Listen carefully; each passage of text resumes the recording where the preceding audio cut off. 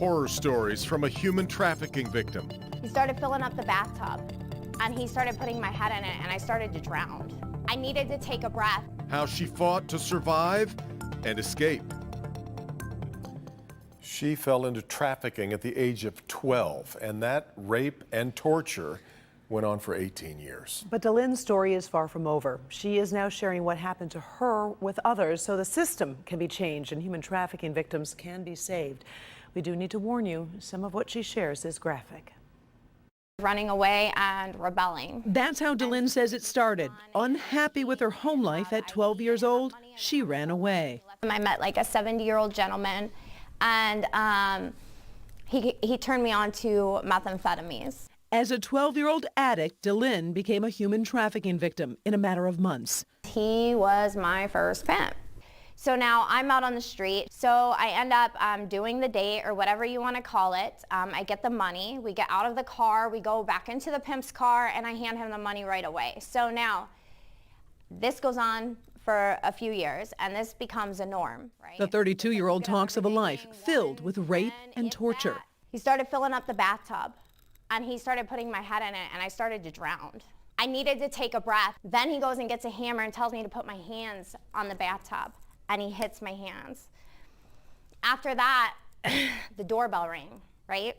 It stopped him in midpoint. He went and answered the door. She shares her story of abuse and manipulation to a classroom of potential social workers at Eastern Michigan University. I've been raped so many times, and that it doesn't even hurt to talk about it, you know? And so it's a normal thing. Her hope is to help them see the signs of a victim of human trafficking and help. He hit me once and my eye was swollen shut. Help she says she never got, even though she showed up at numerous hospitals with injuries. No one reached out to her.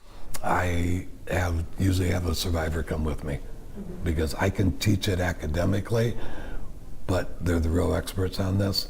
And so sharing their stories and the difficulties they've had means a lot more, I think, to people than just having me talk to them about it. I didn't realize the depths of the violence and also the grooming. No one came up to her.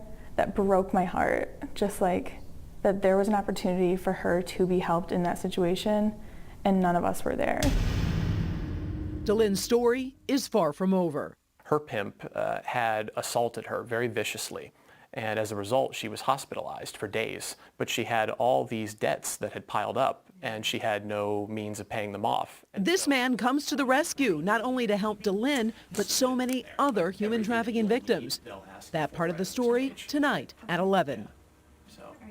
I've talked to many victims. I've never met a woman like that. Her story and her strength.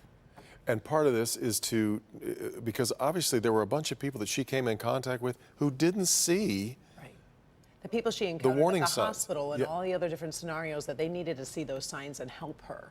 And that's part of the reason why she's sharing her story, because this is happening more than we realize. Yeah, no doubt. Well, make sure you're with us for more coming up later on tonight at 11. Here's a look at what we're working on for tomorrow at 5.